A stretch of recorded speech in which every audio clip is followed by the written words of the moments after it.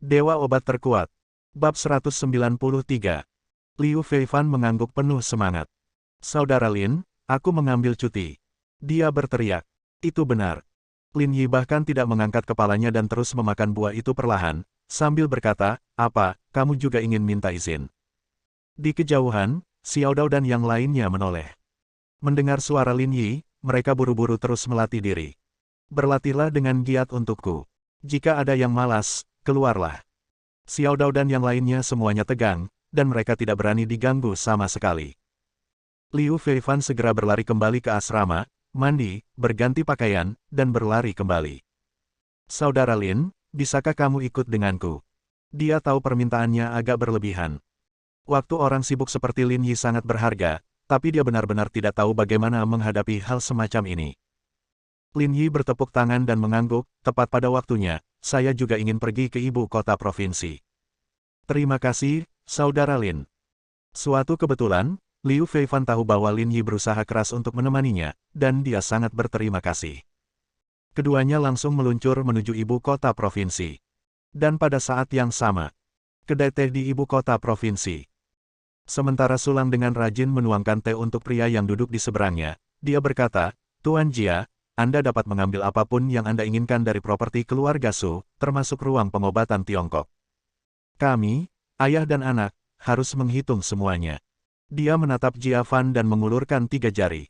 Hehe. Jia Fan mengenakan setelan tunik Tiongkok. Ketika dia melihat Sulang mengulurkan 3 jarinya, dia tersenyum tetapi berkata, Sulang, kamu berani berbicara. Tuan Jia, 30 juta tidaklah banyak. Belum lagi buku kedokterannya, hanya beberapa klinik pengobatan Tiongkok yang bernilai setidaknya 20 juta. Sulang berkata, saya ingin 30 juta, dan Anda tidak akan rugi. Jia Fan berkata, 10 juta. Melihat Sulang ingin terus berbicara, dia langsung mengulurkan tangannya untuk menyela. 10 juta, kami segera menandatangani kontrak, jika tidak, Anda tidak akan mendapatkan apa-apa. Yang paling bisa saya lakukan adalah menunggu sampai keluarga Su Anda tidak dapat bertahan lagi. Saat itu, Anda bahkan tidak akan mendapatkan 10 juta. Ekspresi Sulang berubah. Tangan yang memegang teko sedikit bergetar. Kesabaran saya bisa menghemat 20 juta, menurut Anda apakah saya tidak akan bersedia? Jia Fan tampak yakin pada Sulang. Dia minum teh dengan tenang, tidak khawatir sama sekali bahwa Sulang tidak akan setuju. Baginya, hanya masalah waktu sebelum dia mendapatkan segalanya dari keluarga Su. Tanpa Fuyu di belakangnya, apa yang harus dilawan oleh keluarga Su dengan dia? Bagus. Sulang mengertakkan gigi, mengetahui bahwa dia tidak memiliki daya tawar yang setara, saya berjanji. Orang pintar. Jia Fan tertawa, malam ini, berikan saya buku medisnya, lalu kamu dan putramu dapat mengambil uang itu dan keluar dengan gaya. Malam ini. Ya, batal setelah tanggal kadaluarsa. Jia Fan sama sekali tidak sopan dan menyipitkan matanya, satu tangan membayar uang dan tangan lainnya mengantarkan barang. Bagaimana saya tahu jika kalian berdua, ayah dan anak, akan berbohong kepada saya?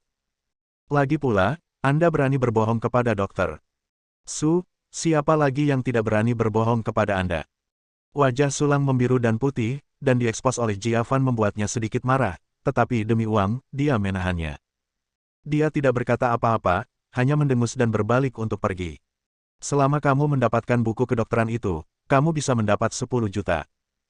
Pada saat itu, selama ayah dan anak tidak main-main selama sisa hidup mereka, itu akan cukup bagi mereka untuk makan dan minum. Sulang langsung pulang. Ketika saya memasuki pintu, saya melihat Sugang duduk di sana, mengerutkan kening.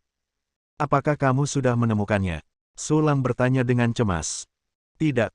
Sugang menggelengkan kepalanya, dia telah tinggal di kamarnya, bagaimana saya bisa masuk dan mencarinya? Dia yakin buku kedokteran itu pasti ada di kamar Sugoi, tapi dia tidak yakin di mana buku itu ditempatkan. Pasti ada cukup waktu baginya untuk masuk dan mencarinya. Itu sudah terlambat. Sulang berkata, bajingan Jia Fan itu hanya memberi kita 1 sore. Jika kita tidak memberinya apapun di malam hari, semuanya akan hangus dan kita tidak akan mendapat 1 sen pun. Mendengar ini, ekspresi Sugang berubah. Bagaimana dia bisa melakukan ini? Dia benar-benar bisa melakukan ini. Sulang mengertakkan gigi dan berkata, ayah, situasinya sekarang ada di tangannya. Dia dapat menundanya sampai keluarga Su tidak dapat lagi bertahan dan semua ruang pengobatan Tiongkok akan ditutup. Apalagi yang akan kita dapatkan saat itu? Tidak ada. Wajahnya garang, seperti anjing gila. Demi uang, sekarang dia tidak peduli pada apapun. Meski hanya 10 juta, itu lebih baik daripada tidak sama sekali. Apa yang harus kita lakukan? Sugeng marah dan mengepalkan tinjunya, waktu yang singkat ini tidak cukup bagi kita untuk menemukannya. Ayah dan anak itu sedikit marah. Mereka tidak bisa membunuh Su Guoyi. Meski tidak setia dan tidak berbakti, mereka tidak punya nyali untuk melakukan hal-hal seperti membunuh orang dan menjual barang. Jadi, Sulang menjawab dengan cepat, panggil dia dan tunda waktunya. Saya akan masuk ke kamarnya untuk menemukannya. Bisakah itu dilakukan? Kamu harus melakukannya meskipun kamu tidak melakukannya. Sulang tampak galak, 10 juta, setelah malam ini, tidak akan ada apa-apa. Bagus. Ayah dan anak langsung cocok. Demi uang, mereka mempertaruhkan nyawa. Ketika keluarga Su benar-benar runtuh, mereka tidak akan mendapatkan apa-apa, dan bahkan mungkin langsung dihancurkan oleh Jia Fan. Di ibu kota provinsi ini, dua keluarga medis terbesar adalah keluarga Su dan keluarga Jia. Sekarang keluarga Su tidak mendapat perawatan Fuyu, keluarga Jia tidak akan menganggapnya serius sama sekali. Mereka hanya menggunakan beberapa trik, bahkan tanpa menggunakan kekuatan lingkaran bawah tanah, dan keluarga Su sudah terguncang hingga hancur. Jika mereka membuat marah keluarga Jia lagi, keluarga Su akan hancur dalam sekejap. Pada waktu itu, Su Guoyi ada di kamarnya, duduk di sana dengan linglung. Dong dong dong. Ada ketukan di pintu di luar rumah. Ayah. Jangan marah ya. Ada hal penting yang ingin kukatakan padamu. Suara Sugeng datang dari luar, tapi Su Guoyi tetap mengabaikannya. Ayah, jika ayah marah padaku lagi, adikku tidak akan pernah kembali. Setelah bertahun-tahun, tidak bisakah ayah memaafkanku? Aku anakmu. Di masa depan, bukankah keluarga Su masih harus bergantung padaku? Sugeng berkata dengan tulus, saya tahu apa yang saya lakukan salah. Saya telah menyesalinya selama bertahun-tahun dan selalu menyalahkan diri sendiri. Saya juga kesakitan. Su Guoyi menoleh dan melihat keluar ruangan, merasa sedikit berhati lembut. Ya, putrinya telah tiada, tetapi putranya masih ada. Di masa depan, keluarga Su hanya dapat mengandalkan Sugeng dan yang lainnya untuk melanjutkan warisan. Saya sudah memikirkannya. Separuh dari harta keluarga Su harus diberikan kepada Liu Feifan. Itu milik saudara perempuan saya dan harus dikembalikan kepada mereka. Sugeng berkata, ayah, keluarlah dan mari kita bahas bagaimana menangani masalah ini. Dentang. Pintu kamar terbuka, dan Dr. Su berdiri di sana, memandang Sugeng dengan wajah masih pucat. Sugeng mendengus dalam hatinya. Benar saja, dia berkata dia akan memberikan properti keluarganya kepada Liu Feifan dan dia bersedia keluar. Ayah. Dia segera melangkah maju, memegang tangan Dr. Su, wajahnya penuh rasa hormat. Jangan marah, semuanya salahku, aku salah, aku minta maaf pada adikku. Ayo kita lakukan ini. 2/3 dari kekayaan keluarga Su akan diberikan kepada Liu Feifan. Saya hanya membutuhkan 1/3 agar saya dapat mewariskan keterampilan medis keluarga Su kita. Bagaimana menurut Anda? Apakah Anda bersedia? Su Guoyi bersenandung. Menyerah. Sugeng tersenyum tidak wajar, dan kebencian di matanya melintas. Bab 194. Dr. Su sedikit terkejut, dia tidak menyangka Sugeng mempunyai pemikiran seperti itu. Ini adalah kompensasi atas kematian putrinya, dan dia merasa itu memang baik-baik saja. Saya benar-benar tidak dapat melihat bahwa Anda masih memiliki niat ini. Dr. Su menghela napas, ini sulit bagi Anda. Itu tidak sulit. Sugeng berkata, aku berhutang segalanya padamu. Sekarang jika kamu membayarnya kembali, apa salahnya? Lalu bagaimana caranya, ayah? Ayo kita pergi ke ruang belajar untuk membahasnya. Dia mengulurkan tangannya, mendukung Dr. Su, dan berjalan menuju ruang kerja. Su Guoyi sangat senang. Sugeng dapat berpikir demikian, yang mungkin merupakan hasil terbaik baginya. Dia telah menyalahkan Sugeng atas apa yang terjadi saat itu, dan dia belum memaafkannya sampai sekarang. Tetapi jika Sugeng dapat menyerahkan properti keluarga itu untuk menebus Liu Feifan, maka dia akan bersedia memaafkan Sugeng. Kalian semua adalah anak-anakku, dan telapak tangan serta punggung tangan kalian semuanya adalah daging. Apa menurutmu aku tidak merasa kasihan padamu? Su Guoyi menghela nafas, tapi kamu adalah seorang paman, jadi kamu harus lebih menjaga juniormu. Sugang tidak mengatakan sepatah kata pun, tetapi terus mengangguk. Kebencian di matanya tidak hanya tidak hilang, tetapi menjadi lebih kuat. Dia hanya berharap Sulang dapat menemukan sesuatu dengan cepat. Dia tidak memiliki kesabaran sama sekali untuk mendengarkan omong kosong orang tua ini. Pada saat yang sama, Sulang menyelinap ke kamar dokter. Sudan menutup pintu lagi dengan hati-hati. Ruangannya sangat sederhana, tidak ada furnitur khusus, bahkan tidak ada beberapa laci. Di mana orang tua itu bisa menyembunyikan keterampilan medisnya. Sulang mengutuk dan mencari-cari, memeriksa semua laci yang bisa dia temukan, tetapi tidak menemukan apapun. Ruangannya sangat besar dan lacinya sangat banyak. Di mana saya bisa meletakkan buku kedokteran berjudul Sugoi. Ini adalah keterampilan medis yang rusak, apa gunanya menyembunyikannya dengan baik? Sulang cemas. Jika dia tidak bisa memberikan buku medis kepada Jia Fan malam ini, maka ayah dan putranya tidak akan bisa mendapatkan 1 sen pun. Dia berbalik dan melihat sekeliling, dan tiba-tiba melihat cermin, benda tua. Ada cermin di dalam ruangan. Tiba-tiba sebuah ide muncul di benaknya. Dia berjalan ke cermin, mengulurkan jarinya, dan mengetuk permukaan cermin dengan ringan. Apakah itu kosong? Sulang merasa senang, dia tidak menyangka. Pasti ada sesuatu yang disembunyikan di sana. Dia melihat sekeliling tetapi tidak dapat menemukan tombolnya. Sepertinya itu tempat yang bagus untuk menyembunyikan sesuatu. Peralihannya sangat rahasia. Brengsek. Sulang tidak sabar. Dia menemukan gunting, menemukan celah, dan menusuknya, mencoba membukanya dengan kasar dan mengambil buku medis di dalamnya. Sekarang, di ruang belajar, Sugoi menceritakan pemikirannya kepada Sugang. Dia tidak ingin Sugang menyerah begitu saja. Dia hanya ingin berbagi setengah dari penghasilannya dalam hidupnya dengan putra dan putrinya. Tiba-tiba, ekspresinya berubah dan dia buru-buru mengeluarkan ponselnya yang bergetar hebat. Sugoi melirik pesan pengingat dan ekspresinya menjadi lebih jelek. Ayah, ada apa?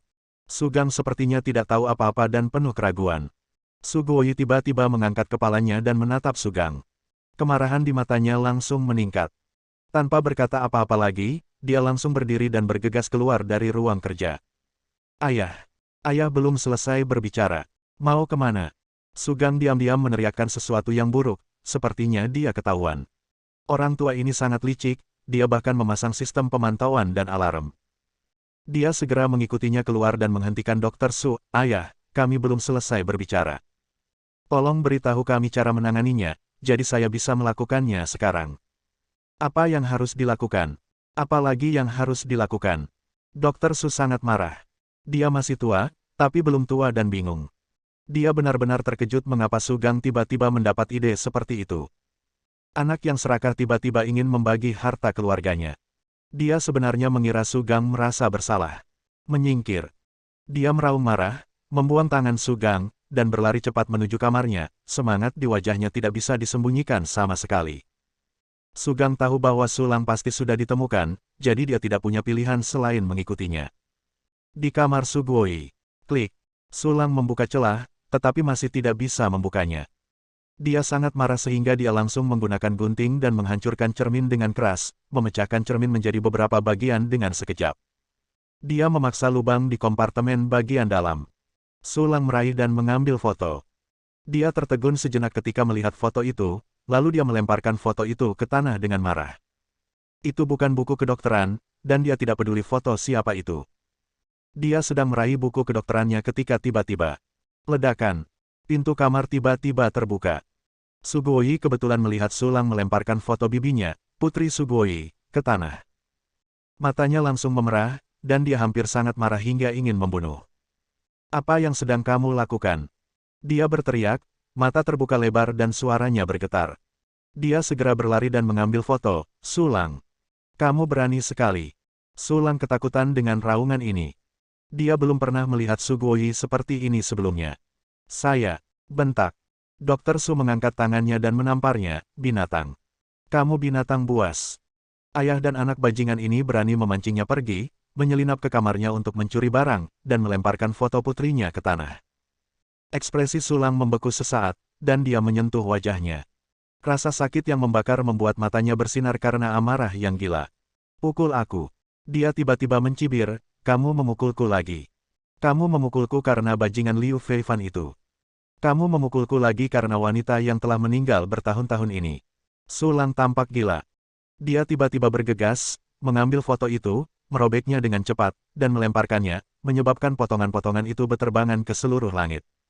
Dokter Su tercengang. Dia menatap pecahan itu dengan tatapan kosong, dan hatinya sepertinya hancur. Pukul aku lagi. Su Lang tertawa, saya merobek foto Anda dan Anda memukul saya. Bagian belakang. Su Guoyi sangat marah dan bergegas mendekat dan mengangkat tangannya untuk memukulnya. Su Lang sama sekali tidak sopan dan langsung mendorong Su Guoyi ke tanah. Pukul aku. Apa menurutmu aku akan membiarkanmu mengalahkanku? Wajahnya galak, seperti orang gila, dan bahkan Su Gang, yang mengikutinya, pun ketakutan. Su Lang, apa yang kamu lakukan? Dia minum dengan cepat. Sudah berapa lama ayah masih berpura-pura? Su Lang berkata, jika kita tidak bisa mendapatkan buku kedokteran hari ini, kita semua tidak akan punya apa-apa. Tunggu apa lagi? Dia menyelamatkan kerah dokter. Su Dan berkata dengan keras, jangan bicara omong kosong padaku, di mana buku kedokterannya? Di mana? Su Guoyi tersentak. Dia tidak pernah berpikir bahwa suatu hari dia akan didorong ke tanah dan dipukuli oleh anak dan cucunya. Dia tahu bahwa dia telah melakukan kesalahan ketika dia masih muda, tetapi dia tidak menyangka hal itu akan terjadi retribusi. Jadi, kamu ingin buku kedokteran? Su Guoyi mencibir, biar ku beritahu, meskipun aku mati, aku tidak akan memberimu buku kedokteran. Kalau begitu, matilah. Su Lang berkata dengan marah, mengangkat tangannya, dan memukul wajah dokter. Su Guo dengan keras. Namun tangannya masih di udara, tidak bisa bergerak. Dia mendongak dan melihat Liu Feifan menatapnya dengan dingin dengan niat membunuh di wajahnya. Bersambung.